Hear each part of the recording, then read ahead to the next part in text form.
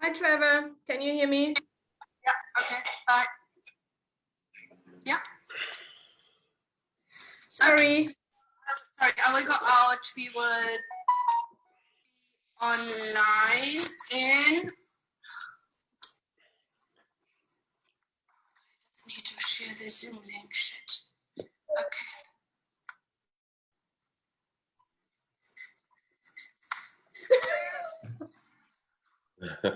Hey Dagmar, you okay? I'm okay. I thought it was, I don't know, somehow totally missed the time. No, all good, all good. I'll make sure we finish on time.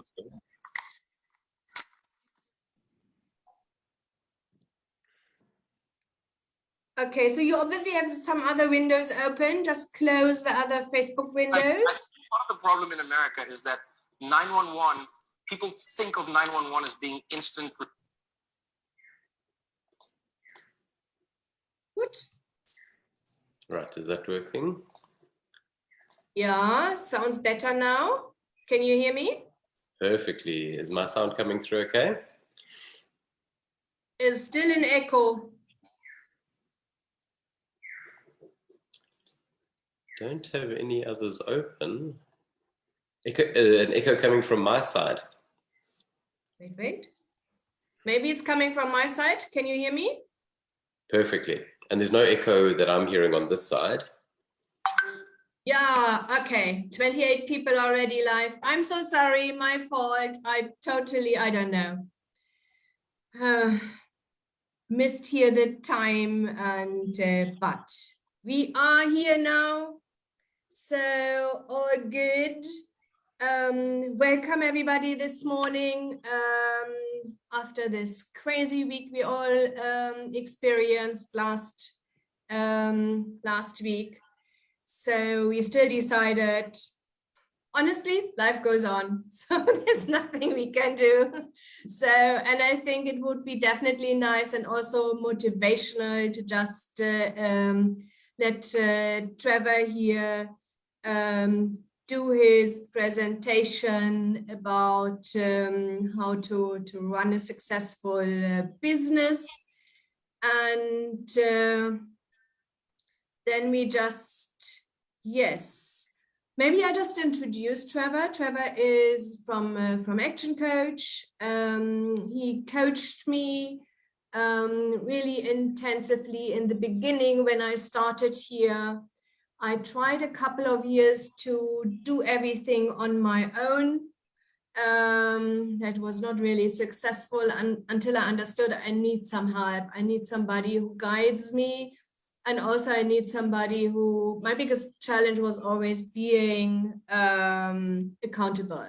Okay, so life happened then and I always missed out what is important and what is urgent. And that made really a big impact on my business. He set that up so nicely and made me focus. We were able to double our sales, sometimes even triple our sales from one year to the other. And the other thing is, what I also like to share is in the beginning, I didn't really have the money to pay for it. Okay, so because that's also something what I see still now, that you think, oh, I'm not really ready, but biting the bullet, saying, yes, this is, I know I need some help, and it was definitely worth every single cent. Trevor, I just give up to you. Do you want to share a presentation? That would be great, Dagmar, if you could make me a host. Yes, I do that. And then I see we have lots of people in there also saying hi, good morning. You can just prepare your presentation. I just say good morning, Leonard, Duni, Zani, Franklin, Kumisa, Luba, Barlow. Wow, okay, so 41 people are all there. Sipo, easiest way to get in contact with both of us at the moment is message us via Facebook Messenger. But I know that Trevor later on definitely will also share his contact details, but if you contact us, we will definitely get you in contact. Okay, are you ready, Trevor? Hey, good to go. What do they say? Born ready. Thanks, Doug. Yeah, in these times, it has been crazy, and the last week has been quite an interesting one. And thanks for still having the session, Dagmar. I know I'm just looking at the comments here and seeing we've got people coming in from all over the show. Dagmar and I are both based here in beautiful KwaZulu-Natal, so we were in the middle of all the interesting events of last week and that are still unfolding before us. So last week was a little bit crazy, so forgive us, we're still having a few little technology and pulling things together here. But we actually spoke just the other day and saying, well, we had the session booked for today. Do we still do we cancel it? Do we postpone it? And as Dagmar said, you know, business life goes on, and everybody in business, and those of you on the call that are in business, you know that that's all business is about. Is challenges come up, and your job as an entrepreneur is to address those challenges, deal with those challenges, and come out stronger. So that's what we do. And this isn't the first challenge we've experienced as the South African and global business community. And sadly, it won't be the last. So that's the point. If we own businesses, we need to step up and keep moving forward. And that's what we're going to talk about today. Is my hope is to give you some a good guideline and some systems and some thinking that you can use to look at your own business from an external perspective. And let's look at your business for the next hour or so. What's working, what's not working, and some of those ideas that you can use to help in this interesting time that we're living in to come out of this even stronger. And that's, I think, the opportunity right now is we can all look at our own businesses and say, how can we make them better? How can we be stronger and ready for the next storm as it comes up? I'm going to share my screen here. Just let me know if this is working. Dagmar, is that showing okay? And the screen I'm sharing? You just muted there, but thumbs up, thumbs down. Is that all seeing okay? Okay, brilliant. So it looks like we're good to go. So yeah, what we spoke about is a profitable business that works. That's what I want to cover with you guys today. And in my business, we work on what we call a 6-step model. There's a 6-step process in how you build a better business. Too often people are sitting with a business and having some issues and trying to fix a million things at the same time. And the challenge is if we fix the wrong challenge in the wrong sequence, we can actually make a small problem even a lot more difficult.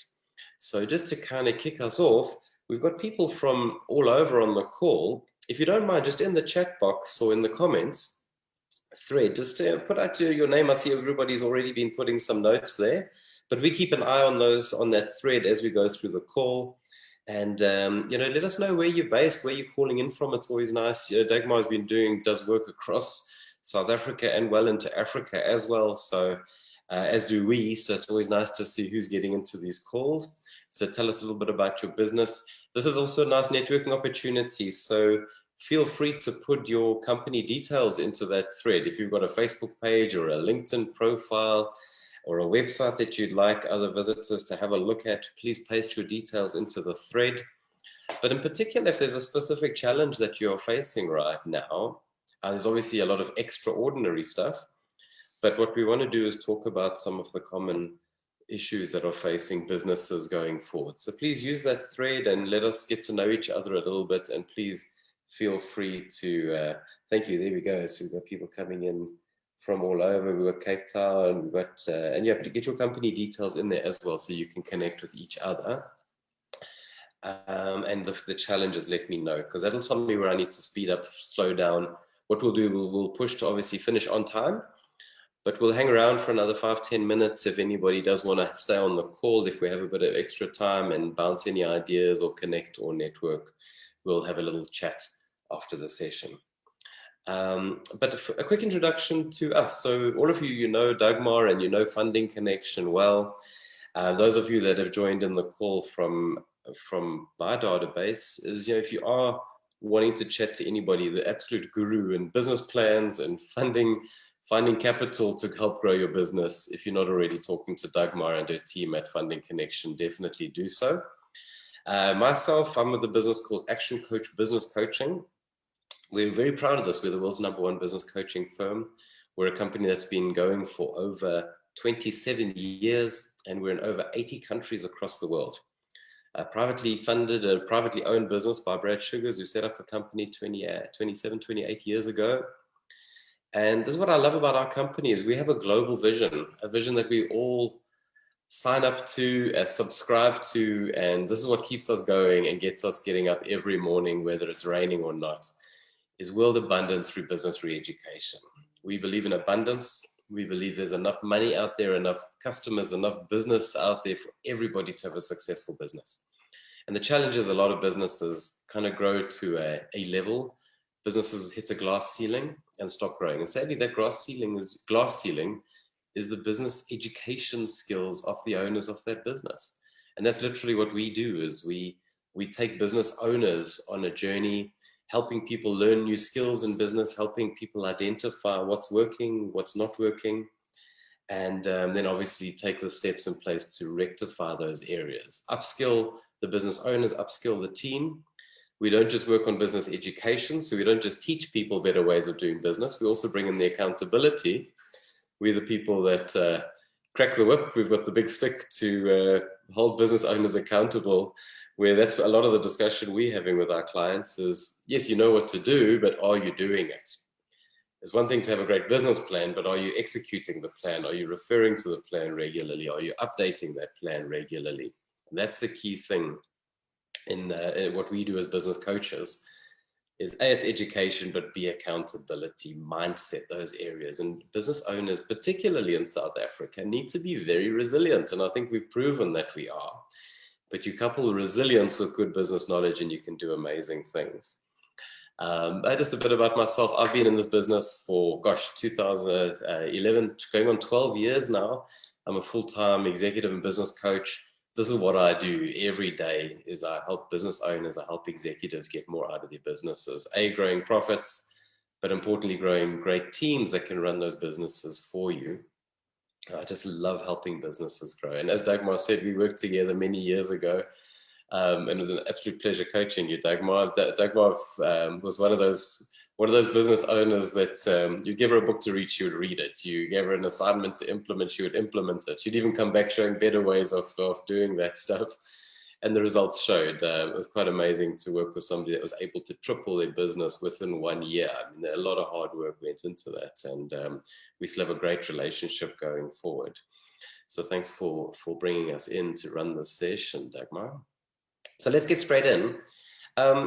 I'm a coach, that's what I do for a living, but let's treat the next hour as a coaching session, if that's okay. Now, the first important thing is, I'll never coach somebody without their permission.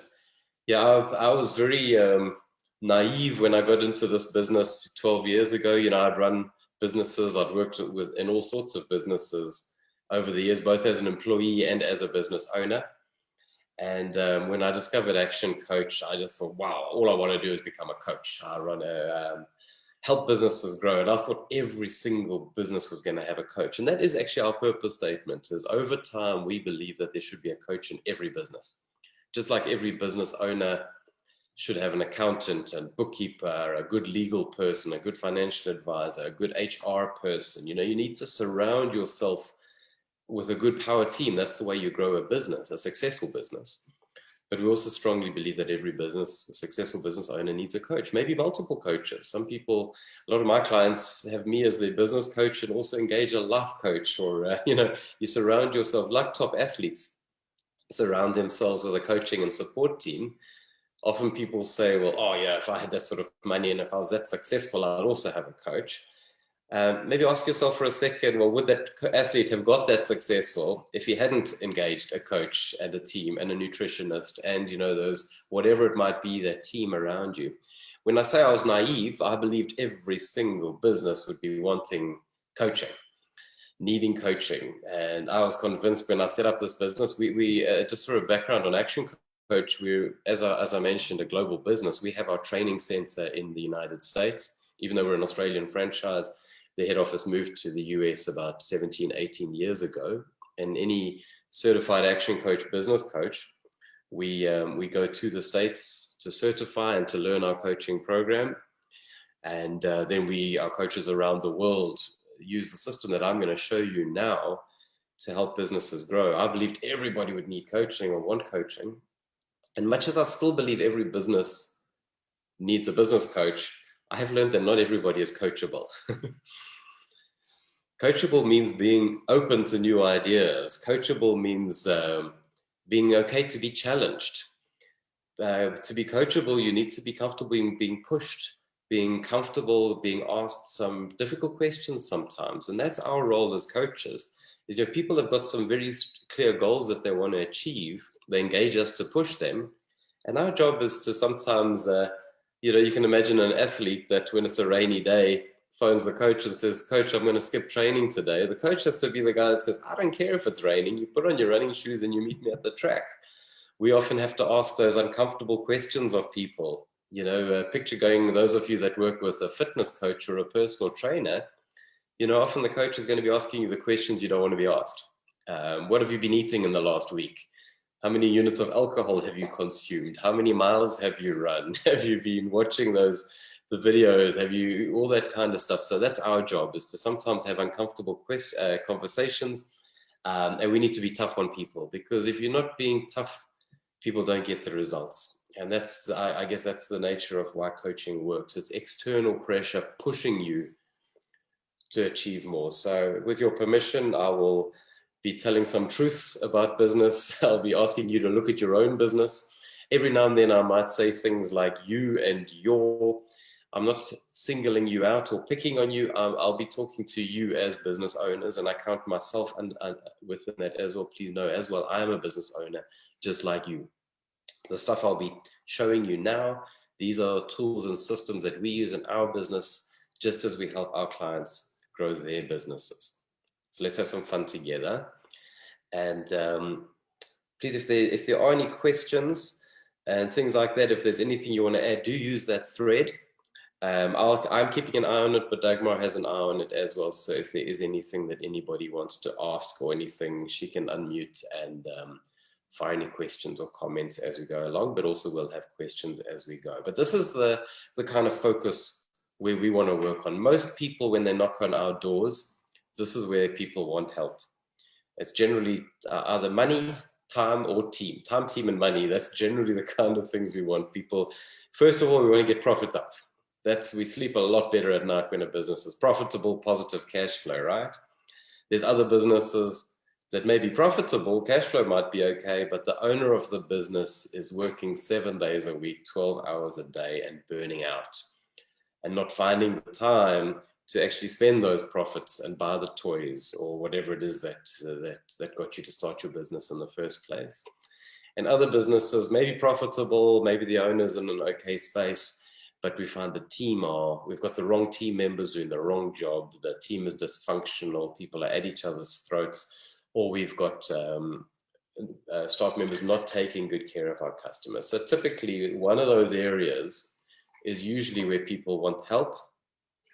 If you find you're struggling in all three of those areas, please do reach out to us fast and let us help you there, because it's not fun to be in a space where all those areas are hitting you at one space. And as Dagmar said, you're more than welcome to reach out for us. I've got Priyanka on the call as well. She'll put a link in the comments thread. If ever you want to sit down with us, we do offer a free consultation to business owners. And if you want to have a look at your business, just book some time with us and just reach out. We'd love to learn about your business and see where we can help you in those areas.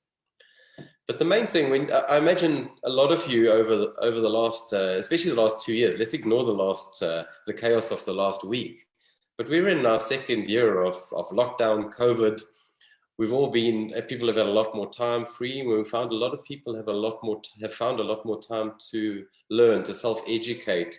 People are reading more books, but also people are finding opportunities like this, online workshops, webinars, where you can learn things from authors, speakers, coaches, consultants. There's never before been more knowledge out there and available to us, more content to help us solve our problems. So I know a lot of you have spent a lot of time on sessions like this. And you'll find every now and then when you're listening to somebody speak, you'll have what we call a BFO, a blinding flash of the obvious, right? One of those little light bulb moments where you're reading a book or somebody says something and you go, wow, that's the solution to a problem. Or it might be something, a little idea that thinks, if I implement this now, I won't have the problem later.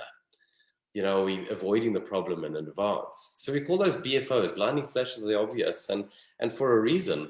Hey, we've got people in the call from Zimbabwe as well. Good to see you guys here. Onward. When you have an idea like that, it's the reason it's called a blinding flash of the obvious. It's a flash. You get a little tap on your shoulder. Your subconscious mind is giving you the answer to a problem, but then the brain goes off and carries on solving other problems.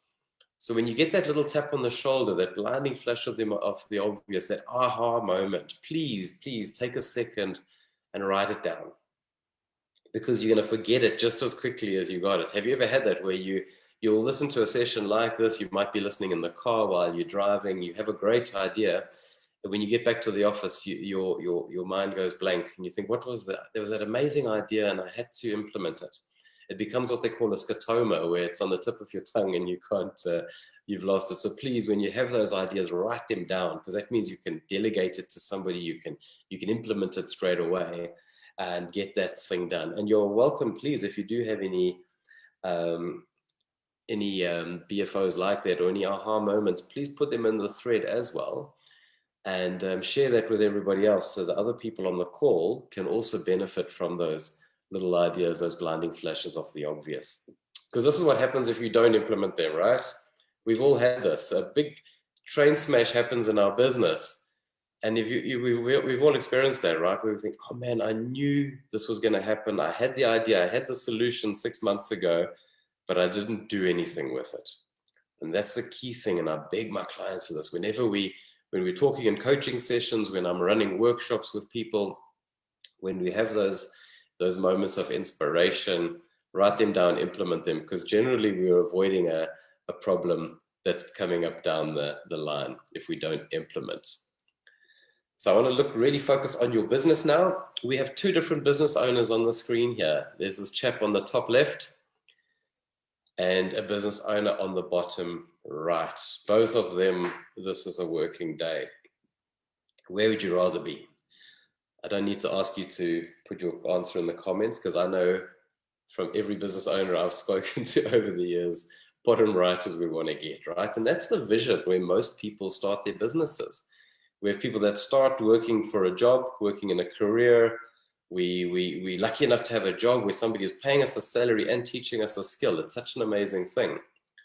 But then what happens is people have this inspiration to start their own business, the entrepreneurial spasm, as Michael Gerber calls it, where we think, wow, if I started my own business, I'm going to make a lot more money and have a lot more free time than I do as an employee. And off we go, resign and start our own businesses. And the reality we find is that 3, 4, 5 years down the road, we're finding that people end up with the vision of being this person on the bottom right, freeing up more time and money for family, for other things. We end up being buried inside the business. And sadly, where most people often start with a job, start their own businesses, we find people 5 years down the track end up that they still have a job. And you know the acronym JOB, what that stands for is just over broke. And you know, ask yourself the question right now, if you are a business owner, and please put that in the thread as well. I just want to get a handle of are you already in business and owning a business? Or are you thinking of getting into business? Are you an employee in somebody else's business? Do you own a business and you wish that you didn't? Just let us know in the comments thread there if you are a business owner or not. But this is what we see as the reality around the world, is where people own businesses. And the question I wanted you to ask yourself is, if you had to close down your business tomorrow and go back into the market and get a job getting paid your market worth, would you be getting paid more than you're paying yourself currently out of the business? I just want that to sink in a bit, because we find this too often when we get business owners together and ask that question. We find most people are paying themselves less out of their own business than they could be achieving as an employee somewhere else. And very often people are working harder in their own business than they would need to be working if they had a job somewhere else. So the last thing I'm saying is shut down your business and go get a job. This country needs more businesses. We need more business owners. We need more entrepreneurs out there building great businesses. But the reality is most business owners don't know how to build a business. Most business owners have maybe possibly first-time business owners have never built one before. Many business owners out there have not learned how to run a business. And that's where we come in, and that's the area I want to help. Is kind of, I want to spend some time now and just give you an overview of the steps involved in building a business, and it's going to help you understand where are you doing well, where are you not doing well. Because what we found is one of the main reasons business fails is because of this thing called burnout. You find one or two people are running a business trying to be expert in every single area and not reaching out for help. Like I was mentioning earlier, not finding the right people to actually help them grow their businesses. So that's the main thing is, are you talking to the right people? Are you getting good, solid advisors, surrounding yourself with them? Or are you getting advice from your unemployed next door neighbor? Or are you just trying to do it yourself? Nobody is expert at everything, right? So talk to the right people. But often what we find in businesses is, you've heard that saying, you don't know what you don't know. And that's the steps I want to show you now, is just to kind of give you a bit of perspective on the business to help you see where am I doing well, and what are the areas that possibly, maybe it's an area that you know you should have devoted some time to improve, but you haven't yet put some time. Or some of the areas I'll cover will be areas that you think that you might realize, wow, I didn't even realize that was possible. I didn't even realize I should be looking at that inside the business. So it's about getting yourself challenged inside the business. So think for a second, what would be your definition if I had to ask you the question, a successful business? What words come to mind? Not just the definition of a business, but a successful business. Because that's that issue that we want to really change our mindset now. And I want you to be looking at your business now. And I know everybody on the call, you're all sorts of businesses, right? You might be a one-person startup business that's in your first 6 months of trading. You could be an established family business that's maybe a generational business that's 3 years now, has three generations of family members have taken over the businesses. We work with all size businesses, from startups. A majority of our clients are up and running, established businesses, 20, 30 years old, multi-million dollar businesses that we work with big teams. But the stuff I'm going to show you, the definitions, the strategies, the thinking, it applies to any business, regardless of how big or small the business is. It's about, and the main thing is the definition in your mindset. Do you own a job or do you own a business? So you know what a job stands for? A job stands for just over broke. A business, a successful business, this is what we talk about in Action Coach. A commercial, profitable enterprise that works, and importantly, it works without you. So a commercial business, does your business do what it says on the box? Is there a good value transaction? When people pay you money, are you doing what you promise? Are you delivering the product and service to a standard that they are expecting? Have you surveyed your clients recently to make sure that you're getting they are happy with the level of service and product you're giving? Do you have your financial ducks in a row? Do you have clear goals and plans in your business? That's a commercial business.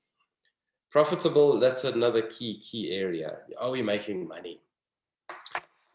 That's the first purpose of a business, is to make money, not just for the owners, but to reinvest, to grow, to make an impact in the local communities. There's so many things that businesses can do, but if we're not profitable, none of those things can happen.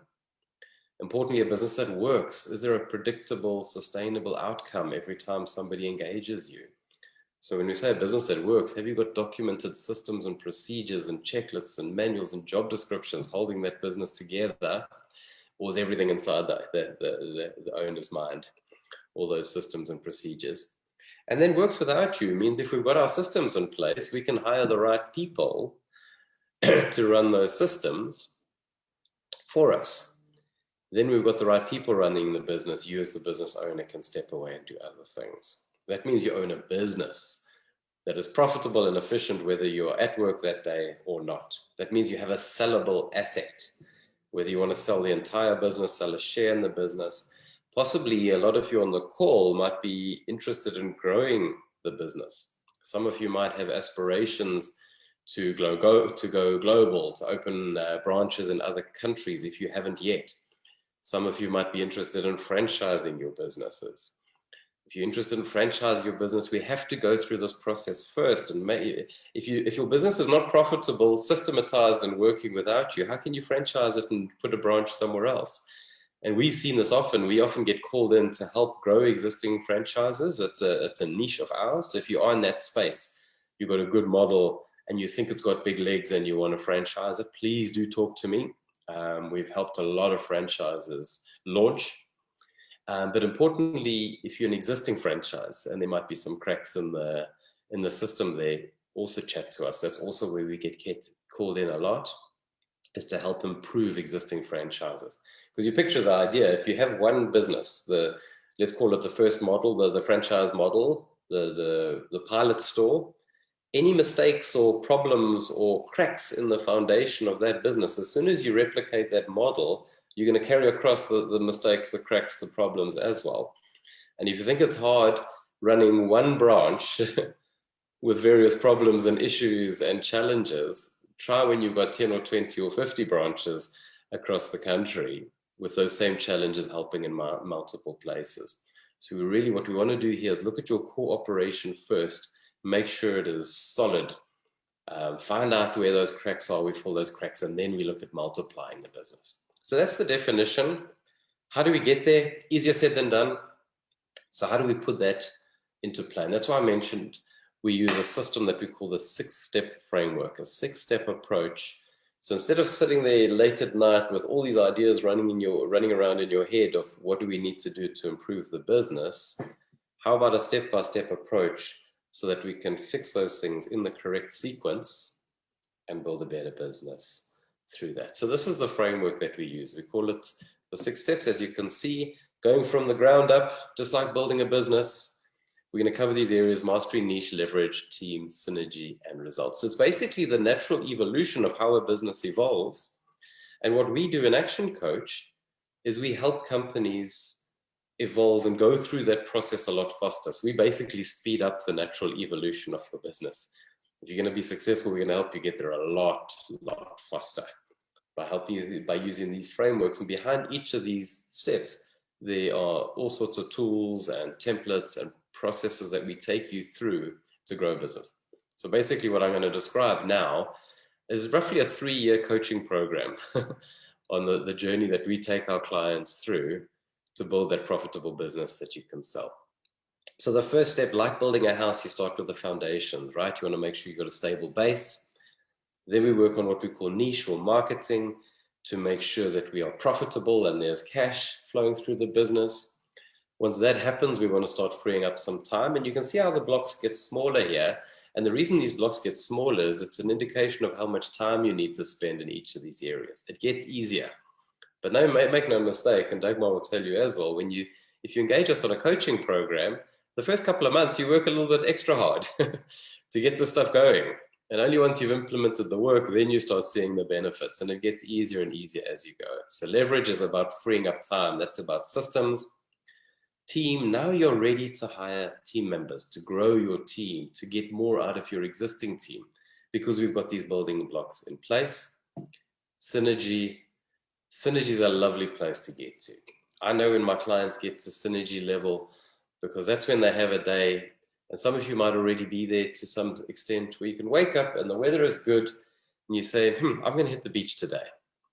And you can literally send a WhatsApp message to your staff and say, I'm not coming to work today, but you can do it guilt-free, knowing that your systems are going to be followed, your customers are going to be well taken care of, and you're still going to be profitable, whether you're there or not.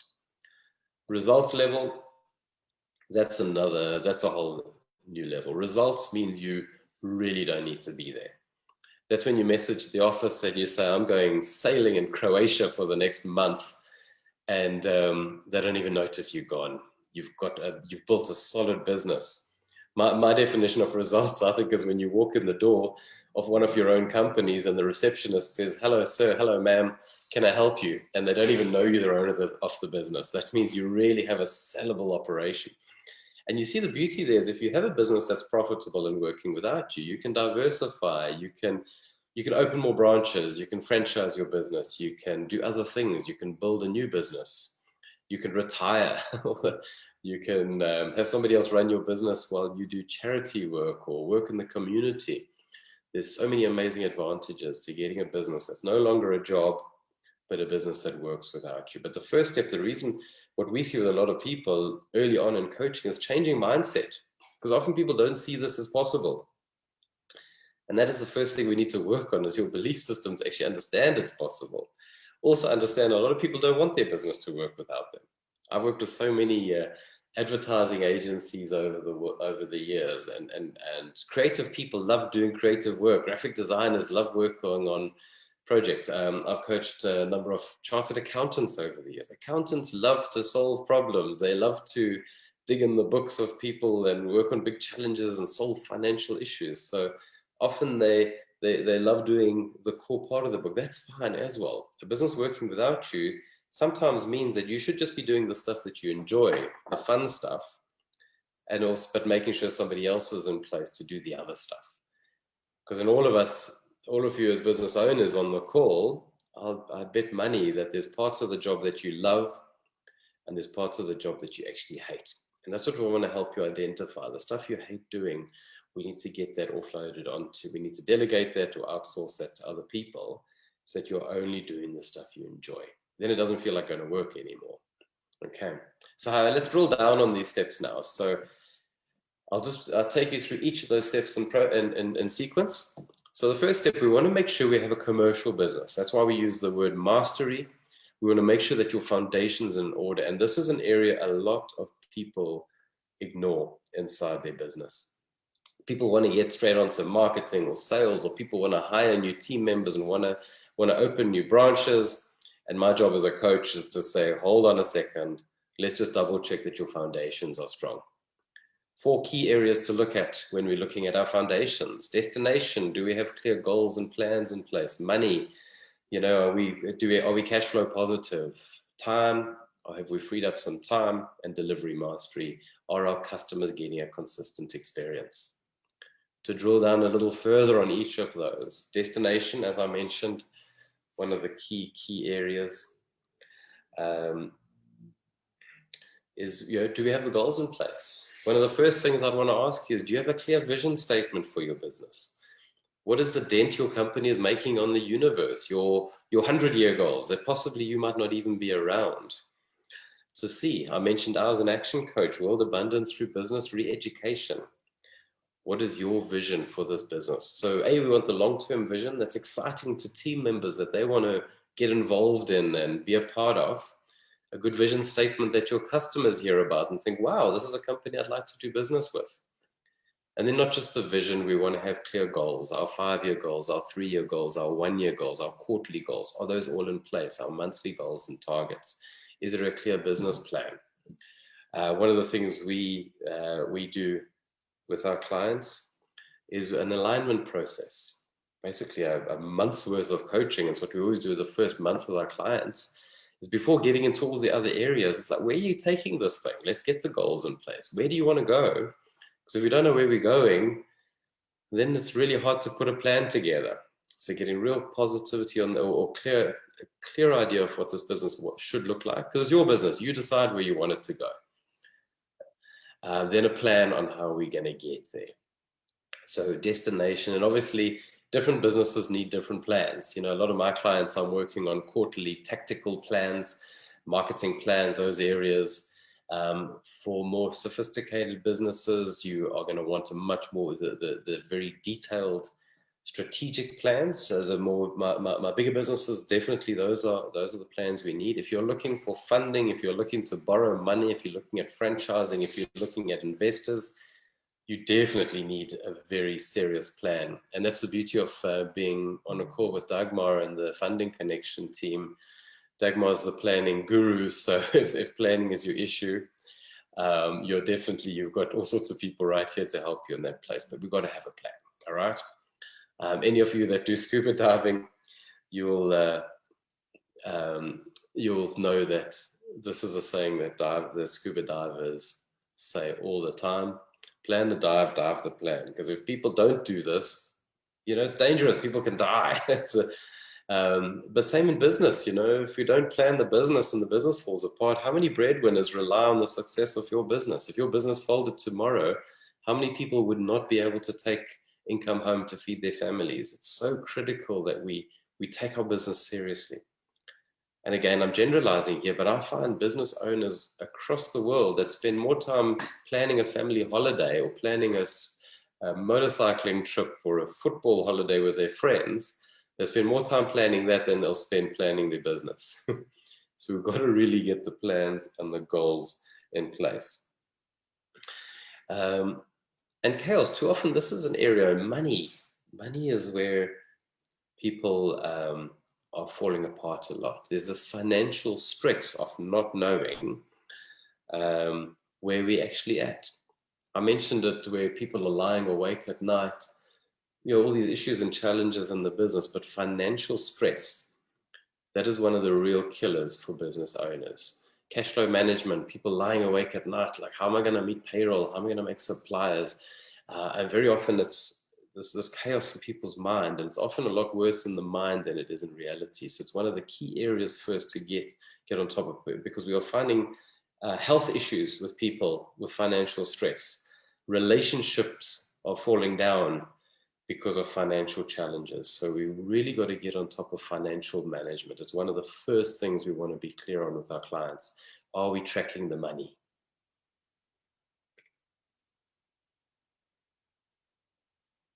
Just like you'd manage your personal budget, your personal expenses, your personal well-being every month, are we doing the same thing in our business? Knowing every single penny that comes in, every penny that goes out, not just our turnover, our margins, our profitability, our gross margins, as well as our net margins. Are we managing our expenses regularly?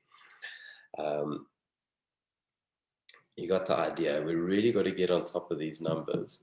We obviously look at it with our clients early on and regularly. We want to see our clients where the numbers are at, and we want to be able to see the growth.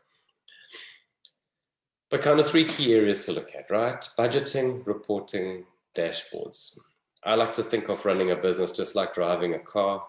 You want to have a windscreen, right? A big piece of glass that you're looking through that tells you what's coming up in the future. That's your budget, right? You want to have a budget that tells you, what are we looking at? Where are we going? Where's the next petrol station? What does the weather look like? What are we expecting to see? That's our budget, right? Is there a tree in the middle of the road? The budget will tell us that as well. Reporting, yeah, we've got to have a rear view mirror as well. Where have we been? What happened last month? That's our, but remember, windscreen really big, a rear view mirror a lot smaller, but we need both of them. How many people do you know that are driving their car only looking in the rear view mirror, only looking at last month's financials or last month's or last year's financials or last quarter? We need to be looking forward as well as back. And importantly, if you haven't yet, do you have a dashboard that you've constructed in your business? Just like when you're driving a car, you can just at a glance look down and see what speed you're going, how much fuel is in the tank. Are there any red or white or red or warning lights going off? And that's the importance of having a financial dashboard in your business. So if you see one of those warning lights, you can quickly pull over, to use that analogy, open the hood, see what the issue is, fix it, and then get back on the road and continue your journey. And that's the nice thing with a financial dashboard, is that at a glance, if you can just glance down and see green lights everywhere, you know you're on track. And then you can do that lovely multitasking that we do now, driving a car. You can be listening to the radio, chatting to whoever's in the car with you, or on a hands-free phone call while you sip your coffee. All the time, you're still in full control of that motor vehicle. But we need these 3 areas to really be on top of our financial mastery.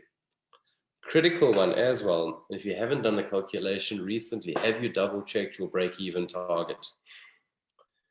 Those of you that don't know break-even, it's a key number that you want to work out really, really early on, right? Dagmar, I see you smiling there. You got some memories on some of the work we've done with business owners around break-even. This This is such a critical one, guys. And if just so that you can see from the illustration there, at a simple level, basically break even is that point where your revenue or your sales curve intersects with your total expenses, not just your fixed expenses. And too often people are calculating this number wrong. We find people very often are just thinking of their fixed expenses as their break even. So, oh, I need R1 million a month to cover my overheads, or R1 million a month, as long as I can just make sales of R1 million a month. So at a worst level, that's that's a nightmare in that space, because you forget that you've got cost of sales that are over and above the fixed costs. And that's why it's so important early on that we really want to be tracking your margins, your gross profit margin. And very often because that's obviously how you calculate your break-even target, is you'll take your fixed expenses and divide it by your gross margin percentage. And very often people don't know the gross margin percentage. What I've seen a lot lately is business owners that think they know their gross margin, but they're calculating it wrong. Their financial statements, their income statements, expenses have been loaded to the wrong category, where we have fixed expenses being loaded as cost of sales, or cost of sales being put in as fixed expenses. That obviously skews your gross margin percentage. Then you do your break-even calculation to see what is your break-even target, and we're chasing the wrong target. And sadly, what I'm seeing is people are getting it wrong in the wrong direction, where people are they think their gross margin percentage is higher than it is, which gives us a false sense of security, and people are underestimating their break-even target. And can you think of anything worse? You work really hard the whole year, hitting your monthly target every month, thinking this is great, we're doing really well. Come the end of the year, your accountant comes to see you and says, sorry, you've made a loss. You need to go into your savings, go into your bond, go borrow money to fund this loss. And we find business owners going, but how can that be? I hit my target every month. Like, you've been chasing the wrong target, because we haven't done our break-even calculation properly. So come and, if you're stuck on that stuff, chat to your accountant, reach out to me, and or Dagmar. We can help you with that stuff with pleasure. But we, especially recently, we find coming out of COVID, and or hopefully coming out over 2 years of this, businesses are looking very different to what they looked like going in. We're finding your break-even target can change like very quickly. Small changes in the business, changes in the suppliers you're using for your products, changes in overhead structures. So recalculate this number regularly to make sure you're chasing the right target. And again, as you see, I've put the green in there saying profit. We shouldn't be chasing a break-even target. We should be chasing a profit break-even target. And that's where we're going to make sure we utilizing that the best. Time management, man, this is such a key area. We wanted to keep the session, Dagmar and I ran the session a little while ago. We ran about a 2-hour session. We thought we'd keep it shorter to an hour and a half today. So I'm going to condense some of the areas, but there's some areas like time management we'd love to spend a lot more time on. But a key one is everybody key on are you as a business owner clear on what are your key functions every day? And are each of your team members 100% clear to say, imagine we had to shut our doors at midday today. Have you done your important stuff first? Get that stuff done early on. And too often people don't distinguish between what's important and what's urgent. Some of you might have read a great book by Stephen Covey, The 7 Habits. And Stephen Covey talks a lot around the time management and basically the 4 quadrants of where people spend their time. And how often do you find people, possibly yourself as a business owner, be brutally honest with yourself, do you ever spend time in working hours in this space that is a zone of distraction? And how often are your team members in this space doing things that you're at work, but you're doing things that are not urgent and not important? Are people cleaning out inboxes from 2 years ago? Are people mindlessly surfing the internet, on Facebook, on your team are working from home now. How do you know people aren't sitting watching Netflix all day long during working hours? What are those things to do? Time management was hard enough before lockdown. So are people doing the important stuff? But also often people are in the zone of delusion, doing stuff that's urgent, but things that are urgent but not important. Because everything's urgent nowadays, right? There's a knock on the door, there's a ringing telephone, there's a cell phone that goes ping every 2 minutes. And you don't know until you answer that door, that phone call, that message, is it actually important or was it only urgent? Every email you get nowadays has got capital letters, exclamation marks, read this now, do this now. But you got to be clear to yourself what is important. Because important stuff you'll always get done. But usually we do it when it's urgent and important. And that's what we call the zone of demand. Have you got time in your diary for this stuff? Because you can have the best planned day in the world, and then load shedding hits. That throws your plans out the window. You've planned your day to the hilt. You know how you're going to account for every hour. And an important customer pops in for a surprise visit.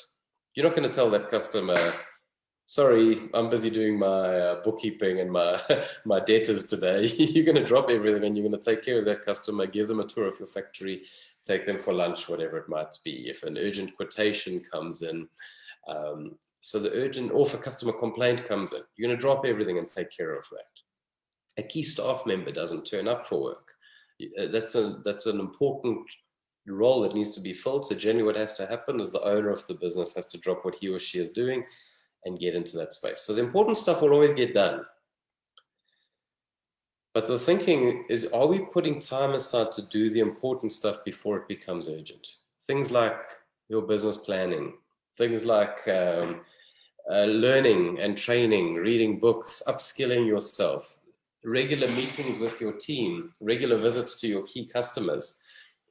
Are you putting time aside to do that stuff before it becomes urgent? And that's what we want to really focus on. And that's my role as a business coach, is I help people put time aside to do that important stuff.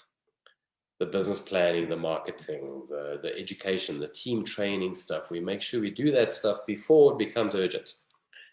Okay, and that's basically your time management matrix. And think about that in terms of where your time is going. Think about it with your team. And if you want to do some work around that, workshop it, etc., give us a shout. The main point is we want to be working on the business. That's your job as a business owner. And that's something that nobody else on your team can do. But if you're spending all your time in the trenches, on the tools, doing the day-to-day delivery of the business, who is going to be working on your business if you aren't? And if you're not working on the business, I hate to say it, but you're destined to work in it forever.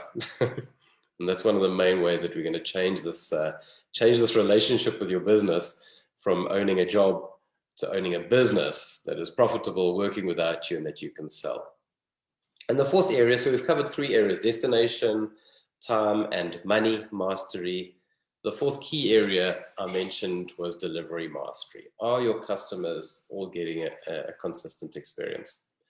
I used that example from the book, The E-Myth, Michael Gerber. It's my favorite example and has been for, gosh, I mean, this book has been around 20 years, but it's still so valid. What the author talks about is he has his regular barbershop where he goes for a haircut every month. He has a haircut, he walks in the door of this barbershop, and I say every month, depends how fast his hair grows, I guess. That's my window. Every month, and he walks in the door. And you've all got a barbershop or a hair salon that you go to, and you can relate to this, right? He walks in and the lady behind the reception, she always looks up and she says hello, but she doesn't just say hello. There's a little quirky greeting that she gives. It puts a little smile on his face. Maybe it's a script or something and it's just become their little routine, and it makes him smile when she says these words. He sits down for his haircut and they always offer him a coffee. And they keep filling up that coffee as often as he needs. So it's one of these bottomless cups of coffee. And that's his favorite barbershop. One day he walks in the door and the regular lady isn't there behind the front desk. And the lady that is there says hello, but doesn't give the funny greeting, and he doesn't get that sort of feel-good moment, that little smile on his face from the regular greeting. And when he sits down for his haircut, he does not get given a cup of coffee. What just happened there, right? We've all been there. They found out exactly how he likes the product or the service, and then very cruelly, they've taken it away. He gets exactly the same haircut. Next month, when he's due for his next haircut, what happens? And whether you put it in the comments or not, and you know what happens, right? He goes somewhere else. Instead of turning left to his regular barbershop, he turns right and he says, maybe I should try those guys down the road. For no reason. The product was perfectly fine, but the service, the way he received the product wasn't consistent. And this is what we're looking for in delivery mastery. is consistent delivery. Do we have those key moments anchored, documented, trained, that our staff know exactly how our customers like it and do it again and again and again and again? A lot of people say, how on earth can McDonald's be the biggest burger company in the world? Because so many people say, oh, it doesn't make the best hamburger. But it's consistent, right? You always know, if you're anywhere in the world, you see those golden arches, you know you're going to find a Big Mac. You know you're going to find a business that's a meal that's reasonably priced, clean premises, and served fast. And whatever their value proposition is, they've defined that value proposition, and they can execute it again and again and again. And that is what we are looking for in your business. What is that magic, your secret sauce, let's call it? And make sure you can replicate that secret sauce again and again and again. Have we documented? Have we trained our staff on it? Whatever it might be. So you see, there's a fair bit of work to do under mastery, getting those foundations in place. Now we obviously want to take that product, that service, our message to a bigger audience. We're now ready to grow. And please do not overlook the importance of mastery. Because if you're building on an unstable foundation, then obviously you know it can happen as it can tumble. We've seen so many businesses over the years that can grow really fast, and because the foundations aren't there, fall down. Now we want to really look at another way of getting our profits up, and there we use the word niche. For us, our definition of niche is no price competition. We want to look at your value message and make sure that you stand up head and shoulders above your competition. Because too often we find too many businesses out there at the commodity stage of adoption, where you might have a product or service, but there might be 100 other people that do the same thing. And if you're at commodity stage, what's to justify people paying a little bit more for you? If they can't see the benefit, if there's no perceived benefit no perceived benefit to using you, and sometimes even paying more. So if we don't have a perceived benefit, what happens? People get into price wars, and we start discounting and cutting our prices and getting into these big pricing battles with our competitors. So it's one of the first things, if you haven't yet, we need to be innovating. We need to be working on what we call your USP and guarantee system. What is your unique selling proposition? What is it that you do better than your competitors, so that your customers can see that in all of your marketing, to say, well, yeah, I see there's 4 different people on I do a Google search. I found 4 different companies. Why should they reach out to you and not somebody else? We've got to really spend some time crafting that that message, right? So that's our unique selling proposition. A guarantee system is not just why should they talk to you. A guarantee is why should they actually then get out their credit cards and give you money? Why should they sign a contract with you? It's about what scares them the most, and this guarantee is not going to happen. If you've got some thoughts around that, or you like the idea of working on that in the business and can see the value of that, again, that's something we can help you with. There's a whole process we take you through on the guarantee building system and help you jump out and stand out with your customers. But a key thing, obviously, for us is a niche is often where we like to do what we call find our fee. If somebody is investing in a coaching program, there's obviously investment. We would coach for free if we could, because we love doing what we're doing. But there's obviously a cost involved in coaching. It's an investment and growing your business. You're welcome to put in the thread there. Some of you might have worked with a coach, some of you might not have. What we found out in the market, there's all sorts of perceptions on coaching. We've often found people say, oh yeah, I'd like to get a coach, but it's so expensive. But bear in mind, there's all sorts of coaching packages. There are some very expensive coaching packages. We've got people that pay 10, 20,000 Rand a month retainers on coaching and more. There's other people that have coaching retainers of a couple of thousand Rand. There's other people, there's programs that are a couple of hundred Rand. And often people don't need retainers. Some people only need us for a one-off, help with running a marketing training session with their team, help with time management, help with team building a marketing plan. So some people just need one-off assistance. Some people are on monthly retainers. The main point, the reason I've put this up there is a return on investment on coaching. Coaching is an investment, not an expense. As Dagmar was saying, when she first engaged us as her coaches, oh gosh, how many years ago, I think the words you were saying, you weren't sure if you can afford it. And we've had this from so many clients over the years where they've said, I don't know if I could afford coaching, but could I afford not to have a coach? And that's something to consider. What is the cost of not getting the right help inside your business? But the main thing for us is we do want to see return on investment. We want to see our customers grow. We want to see your turnover grow and see, importantly, your profit grow. We have a selfish reason for that, obviously, because the more money you're making in your business, the longer you're going to be a client of ours. And I was going to mention as well, I made that offer earlier on. You're more than welcome. We offer a free coaching session to all of our clients. Priyanka will put contacts in that thread, a link that you can follow. Click on that link if you'd like to book a free coaching session with us, and we'll get to know you and understand your business a lot better. So click on that link in the comment thread, or reach out to us via Facebook, via Dagmar, etc. But basically, I want to show you the concept now that we call the business chassis. A lot of cars look very different on the outside, but if you peel away the badge, the trimmings, and get right down to the chassis, you'll see it's the very same chassis. Audi, Volkswagen, Porsche are a great example of this.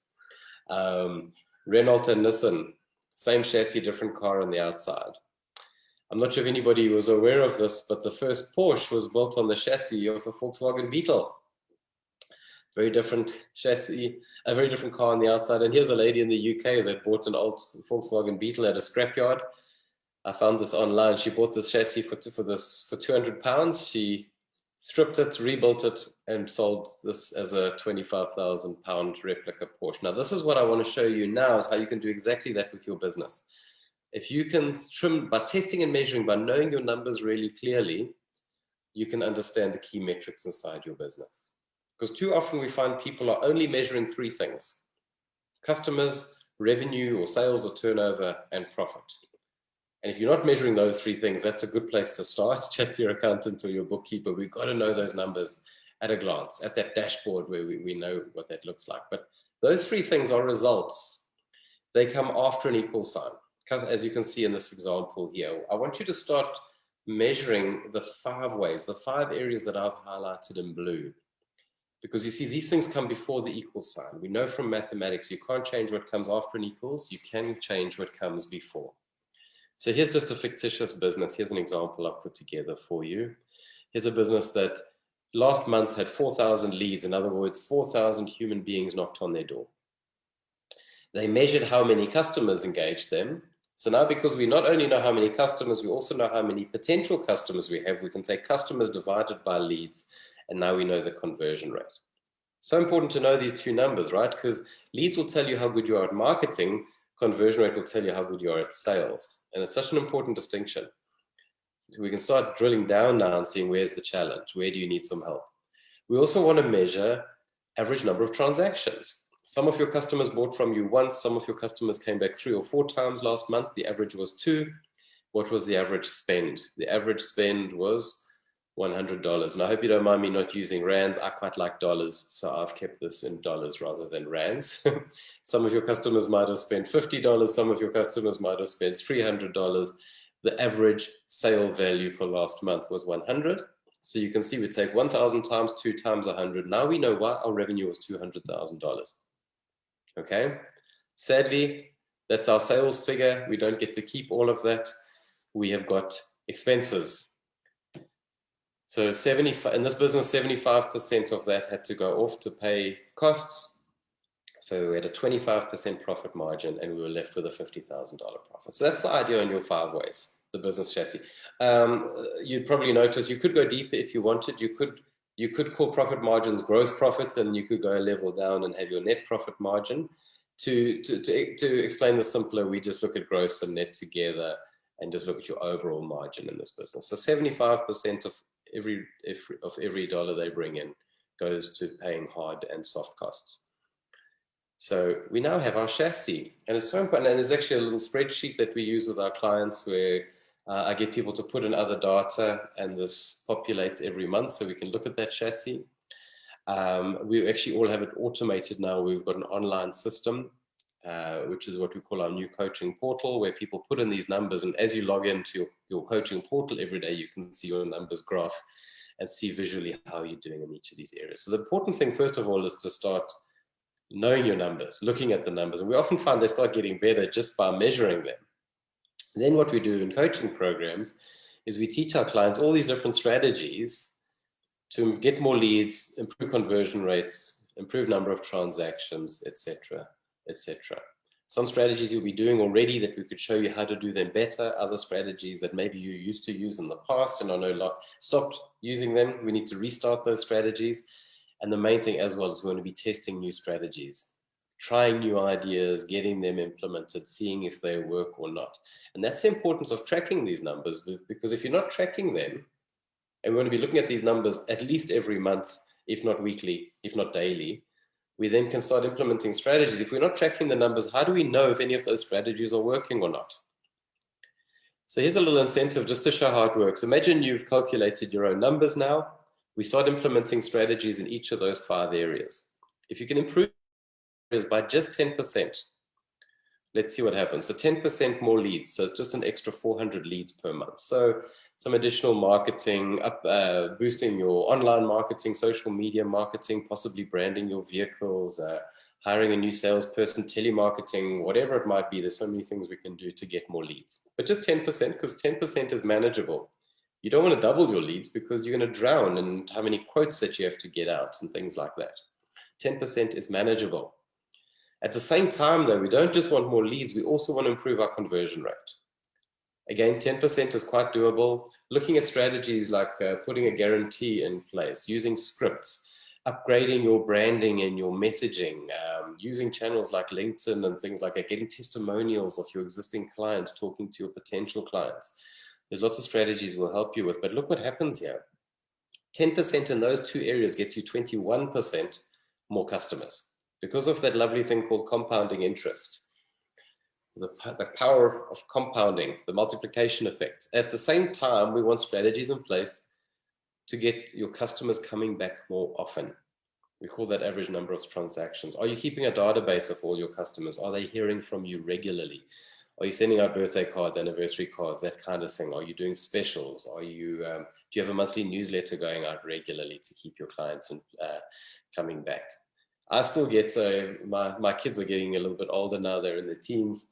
I still get every month or every year on my kids' birthdays, I get a postcard from Spur for my kids to say, happy birthday, youngster, here's a 50 Rand voucher, come back and get 50 Rand off your next meal. What are those strategies you can use to get your customers coming back more often? And at the same time, what are the strategies you can use to get people to spend a little bit more every time? To cross-sell, upsell. Have you done sales training with your team on cross-selling and upselling? Think of McDonald's. If you buy a hamburger at McDonald's, they don't just take your credit card and take your money. Before they take your credit card, they will say, can I offer you fries with that hamburger? Can I upsize you? Can I supersize you? Do you want a milkshake with that? They ask that question each and every time. And that one question, can I supersize you, has made that company billions of dollars. And I'll guarantee you that each and every one of you on this call have got a supersized question that you could be asking your customers. But have you identified it and have you trained your team on asking that question all the time? But look what happens here. Those little 10% in 4 areas increase our sales by 46%. If at the same time, and this overlaps with the money mastery stuff we're talking about, if we can manage our costs, manage our numbers better, regular price increases, regular price reviews, negotiating better deals with our suppliers, so many different things we can do to improve our margins, our profit goes up by 61%.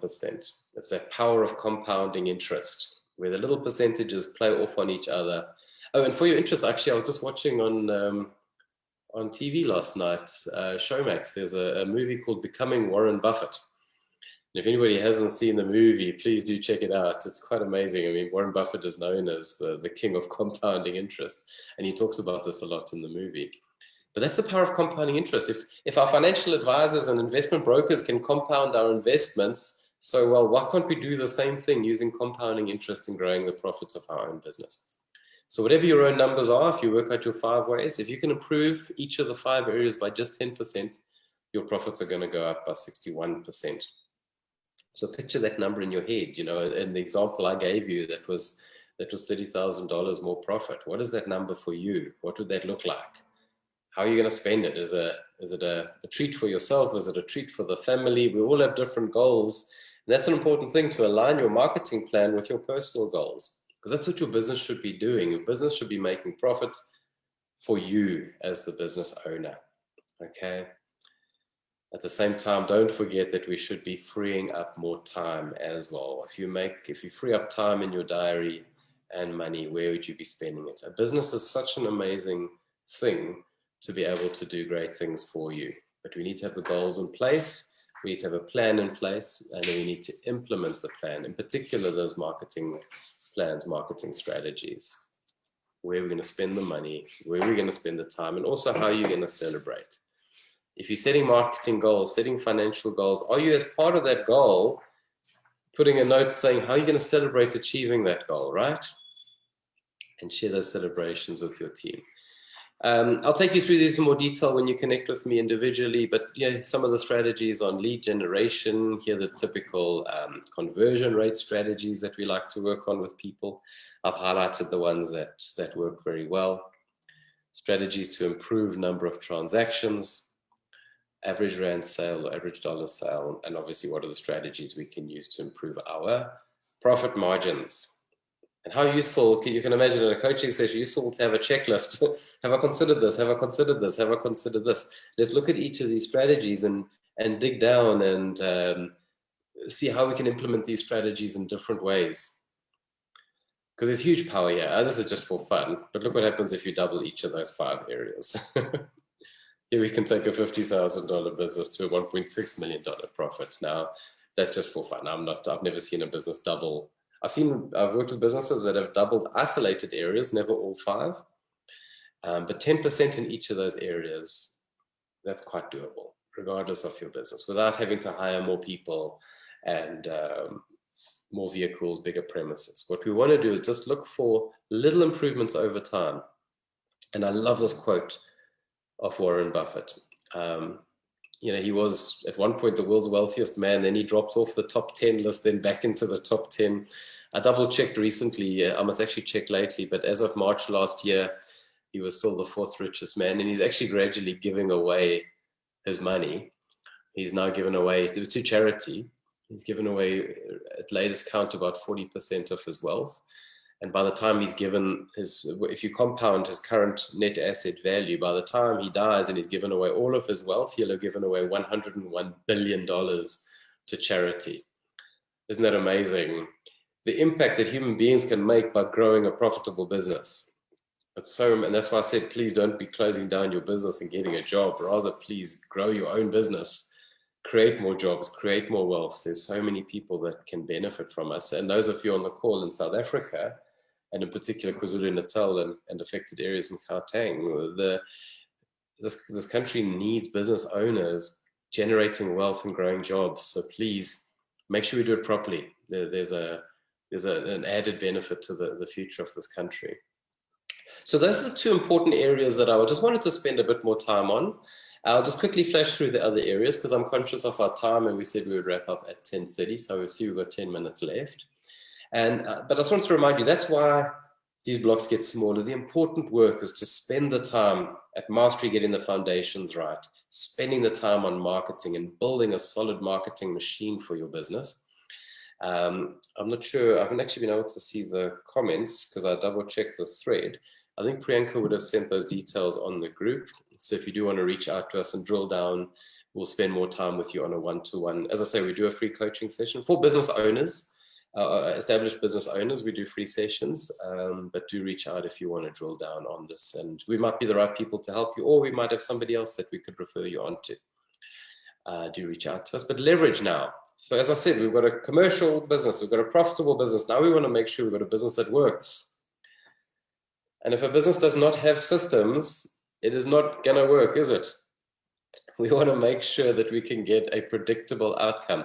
And what I've seen a lot, and it's a nuance, or maybe one of the pitfalls that a lot of small businesses fall into. A lot of business owners out there of, let's say, small, medium-sized business. And remember, small, medium-sized business is businesses even up in the sort of 200 million a year kind of mark and upwards. still qualifies as a medium size, it's there's a kind of trap that people fall into, because we find a lot of business owners used to work in a job, in a big corporate, a highly systematized business. People leave the corporate, take the structure, the constraints of that, start a business and start growing that business, but often then don't want to systematize. And entrepreneurs generally are very bad at systems. They understand the importance of systems, but entrepreneurs generally don't like following systems and very often don't like building systems, or maybe are very good at building systems and aren't good at enforcing the systems and getting their team to run the systems. And I do want to spend a bit of time on that, because it's one of the areas I love coaching in, is businesses that have grown, especially legacy businesses. I coach a lot of family businesses that have grown to a point, where we've gone from a couple of people, a handful of people, and we're now at that point of maybe 50 or 100 staff. We've gone from R1 million a month to now 10, 20 million rand a month. We know we can crack it to that 50, 100 million rand a month level. But very often what's stopping us getting to that level is possibly not the right team to get us there. But before we even look at hiring the right team, we want to make sure our systems are robust enough that's going to grow us to that next level. So it's such an important, whether you're just at your startup level with 3 or 5 staff, systems are important. But if we're up and running with 100 staff, the systems are equally more important. Guaranteed you won't be at 100 staff without systems. You'll have already had them in place at some level. But the idea is to kind of, now let's look at them with an external perspective and see where do they need beefing up. The process we generally take people through is looking at these 3 areas. Have we documented and communicated our vision statement? Same thing, our mission statement, our culture, or our values. Have they been documented, communicated? Are they still valid? Have we got SMART goals? The definition of SMART: specific, measurable, achievable, results bound in time. There's a time deadline on each one. Not just do we have the goals, our 5-year goals, our 3-year goals, our 1-year goals. Is everybody clear on the goals? Are we tracking progress with the goals, with the whole team? Have we regularly updated our organization chart? Not only once a year when we update our business plan, when the bank wants to review the overdraft. The organization chart should be a living, breathing thing that gets updated every time there's a change, every time somebody resigns or a new person gets brought onto the team. That organization chart needs to be updated as a living, breathing thing, so we always know who reports to who's responsible for what. Then everybody on that organization chart, have they got an updated position contract? You see, I use the word position contract, not job description. There are different things. If you're not sure of the distinction, do reach out to me. Does everybody on the team have clear key performance indicators or KPIs that you're tracking them against? Like we spoke about a company dashboard, does each person have a dashboard where they can see a green light that the top 3 or 4 things they're accountable for, the outcomes, the deliverables that they are responsible for, can they know for themselves that they are meeting their KPIs or not? And then importantly, have we documented our how-to systems? That's the processes, the procedures, where you can hire somebody and you can say, I don't care how you did it in your old company. When you work for this company, when you have our logo on your business card or our logo on your t-shirt, this is our way of doing it. And then importantly, management systems is, where is all that stuff held or housed or documented, so anybody on the team knows where they can go to access the stuff. These are the steps we want to go to, and that's literally my more mature customers, established businesses that I coach. I take them step by step through this process to get that business ready now to leapfrog onto the next level of growth. And once we've done that, we've got a profitable business that works. Now we can hire the team members that are going to run it for us. And you see the sequence of this is so important, is if we don't have the systems in place, how can we hire the team member? If we don't have the systems in place, how do we know if the team is adhering to the systems or not? And you might have come across Tom Peters before. Some of you, tell me if you agree with that quotation, everybody. A lot of people strongly disagree with it until I put the next part of it. People say to me all the time, Trevor, the problem is I cannot find good people. And I think the question we should always be asking ourselves is, why would good people want to work for you? because good people want to work for good companies. And we've got to build the right company first and then attract the right people to do it. There's some great people out there. And it's up to us to attract them. So these are, oh, sorry. The one key thing as well on Teams, because I've just seen that we are literally on time there, and I want to wrap it up so we can just take questions. Another key thing on Teams is, yes, we've got to have the systems in place first, but really importantly, we then need to be good at recruitment. And another, I'm generalizing here, but probably only 10% of the clients I've worked with or met over the last 11 years have ever learned how to recruit. Have taken a course in recruitment, read books on recruitment, and that's an area where a lot of businesses are falling down because they're hiring badly, putting the wrong people in the wrong roles, not managing the people well. And often what I've seen is that's one of the things that's stopping businesses grow to the next level, is the owner of the business has hired badly, burnt his or her fingers, and then doesn't have the confidence again and you can't grow without growing your team, right? And if we're not confident on how to grow the team, it's going to get in the way of the growth of the business. One thing we do in coaching and Action Coach, we teach a system that we call the 4-hour recruitment process, where we put traditional recruitments on its head and coach you through a process where you learn how to find great people fast and efficiently. So if any of you are on that space where you're a growing business, you're looking at either just one key person that you're looking at hiring, or possibly you're really expanding, we work with a number of businesses at the moment that are doing very well, that are flying, clients that are having record months, record quarters, record years. It's been a breakout year for many of our clients. And growing and hiring team members is a key thing. Hiring the right people can make or break you. So if you are in that space that you are growing and want to talk around recruitment, please do reach out to me. I do love working in that space. I'd love to share with you that system, the recruitment system. And lastly, as we wrap there, as we get to that point that we call results and synergy. I've grouped them together, even though they are distinct areas. There's a slight distinction of how they're at. But synergy, this is when, sorry, I jumped ahead there. That's when you suddenly have that freedom where a business is working without you to a degree, and somebody else can now run that business for you. So that's now when we hire a general manager that can run that business. Either hiring a heavyweight, big salary GM kind of person. A lot of my clients at this point are actually promoting from within and appointing a more junior person to run the business for you. Because if you've got the systems, that's the main thing the GM needs to be doing, is managing the systems, because then people can manage themselves. And I think this kind of defines this process really well. And you know, what we do with our clients is we coach people through a process on how to grow your business. And all of you in business, you're all at a different space. Some of you are brand new in business. Some of you are veterans at growing multiple businesses. But I love this quote of Richard Branson. Once you learn to run one business, you can do it again and again and again with multiple businesses. Your first business is your learning curve. That's how you learn the lessons, implement the stuff.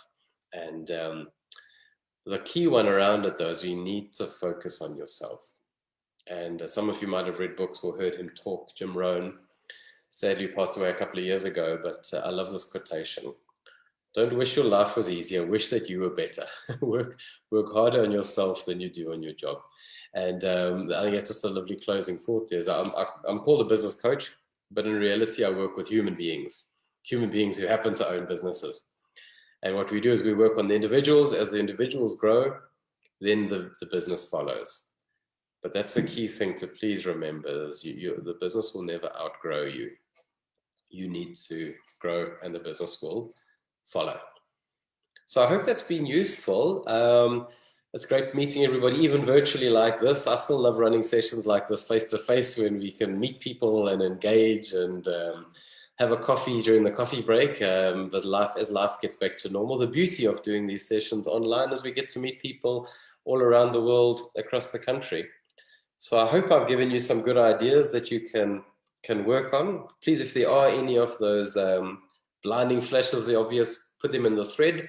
But if you do think that you would like to get some help inside the business, chat to us. We don't hard sell coaching, but you've heard me a few times mention that we recommend coaching. We eat we eat our own pudding. We believe in this. Coaching gets great results, and top athletes will tell you the same thing, that they wouldn't have got there without somebody pushing them.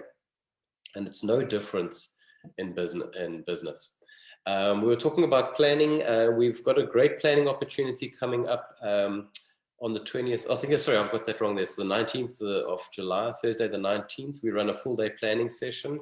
If you'd like to know a little bit about that, we run it in person and we have a virtual Zoom option as well. So drop a note. That's a very collaborative approach to coaching, to business planning. And again, just some other examples I wanted to share with you of athletes and sports teams that have achieved so much more by being given a push. So if there's any of these ideas that you want to bounce some ideas around, look at any of these areas, Priyanka, please put this in the comments thread as well. Priyanka will drop this link for you in the thread. You can reach out to us if you click on that link. Priyanka, who runs my diary, she'll give you a shout and she'll book a session. And we'll do an hour and a half. We'll literally get to know you a lot better, look at your business. There's a process I'll take you through where you can look at these ideas and see which of them apply to your business and which of them don't. And as I say, if you, you might be keen on engaging us in coaching in some fashion, or possibly I might not be the right coach for you. If I'm not the right coach for you, I will with pleasure refer you on to somebody else. We network with an amazing database of coaches, consultants, people like Dagmar who's helped countless clients of mine. Actually currently working with one of my clients on a 6 million Rand application that is looking very, very good. So there's some amazing opportunity there. So I do look forward to learning more about your business. But with that, I'm going to stop talking. I know we're exactly on time. Some of you might have to dash. But I'll bring Dagmar back in. Dagmar, if there's any questions that you've spotted that anybody wanted to ask, or any parting thoughts before we wrap up the call, I'm all yours. But thank you so much for having me on board on the call. Oh yes, I wanted to share this with you. This is the parting thought I wanted to share. The biggest risk you can take is to do nothing. Please, if there's some ideas that you've had inside here, please implement them. Even if you don't want to come and sit with me, I mean, take advantage of that free coaching session. Don't just think about it, book it. You know, they always say the best time to start a coaching program was 3 years ago. The second best time is today. Possibly I can help you, but even if you're not interested in coaching, which of these ideas can you take away, implement, delegate to somebody else to get some great stuff inside your business? But yeah, thanks for your time. And Dagmar, thank you for hosting us. Yeah, pleasure, Trevor. I was able here during the session also to read the comments on Facebook. Everybody is amazed about the free content. And they said, really, we can't believe that. So thanks very much for being willing here to share that with us. There are 2-3 things I just wanted to mention. Okay, somebody said they have troubles with their internet connection and can't connect. Feel free to just use Facebook Messenger, contact us. I will tell Brent, who is here on the other side, and tell them this is the link, trevorclark.actioncoach.com/engage. To set up here the 1.5 hours free business assessment consultation, so that people are, even if they have some challenges, some technical challenges, are able to get make use of it. So one thing what I definitely like to share with you, my approach when I started, and I started a couple of different businesses also in Germany, and was that, okay, I know this is what I need to do. I need to implement systems. I maybe need a coach. I can do that when I'm 2-3 steps further. What was crazy, you know, and nothing happened, okay? And only when I said, okay, that's not going to work, I need to do that the other way around. You first need to say, okay, prepare everything, and that you are really ready and prepared and have everything in place, and then business is following. I don't know why that is, but if I think about an athlete, You can't just say, let me go to Olympia and see what's happening. No, you need to prepare to be able to go there, and you need a coach to be able to go there. You just can't walk in there and see if this is working or not. I think that's definitely something, what's happening up here, absolutely important. So make sure that you use these, Priyanka is sharing here again the form so that you can take advantage of this free session. If you're watching later on, this webinar will stay here on Facebook. You're still able to just click the link and get into it. And then, yeah, there is, let me just see if there's anything others important. How much is the 2.5? No, that's a 1.5. It is free, Mola Telo. Okay. Yulisa, yeah, just specifically for you, I said that use the link here on Facebook Messenger. We get you then in contact, or later on, if you see that when it's not live anymore, just click the link. Trevor, amazing. Like always, people are really blown away by the things you have shared. And let me tell you, these basic steps are so important. Yeah. So, and it doesn't matter if you are a startup or if you are trading already or where you are. I think at the moment, specifically here in South Africa, COVID and all these other disasters happening around us, it is so important. All of you have the entrepreneurial spirit, otherwise you wouldn't be here. Yeah, that means please, please, please don't give easily up. Yeah, so make sure you push through that. I promise you there will be challenges, but challenges doesn't mean, oh, I shouldn't do that. Challenges mean you need to redefine your business model to get better. Yeah. And then with coach, without coach, with funding, without funding, it does not matter. Please push through, make sure you are earning money. And as soon as you are earning money, that means you are offering value to others. That means you are able to hire people. They don't have this entrepreneurial spirit and are willing to do what it takes to start a business and also to run a successful business. Okay, Trevor, that's from my side. Anything you want to share from your side? No, perfect. That's well, just thank you again for hosting me. Always a pleasure working with you as ever. And yes, and a few people were asking about that coaching session. Yes, it is a free, no strings attached coaching session, but it is for business owners, just to qualify that. You know, if you're not yet in business or what have you, it's for established businesses. Even if you don't yet have a business, though, if you do just need some advice or what have you, with pleasure, reach out. But then we do a sort of 20-minute discovery session, and also there's other people that can help you if you still at startup stage.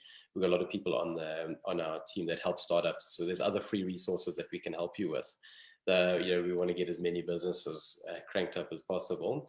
And exactly as Dagmar said, is entrepreneurs are hugely resourceful, and you don't give up, keep at it. For those of you in trouble or still struggling and getting out of all of this, and for the established businesses that are doing well, those of you on the call, keep doing what you're doing, because it's an amazing space. We actually do, Dagmar, I didn't mention it to you, we've got another material that we've been preparing for the country, like more stuff around what business owners can be doing to start the rebuilding and repairing and healing process from the last week or two. I'll just let you know about that separately.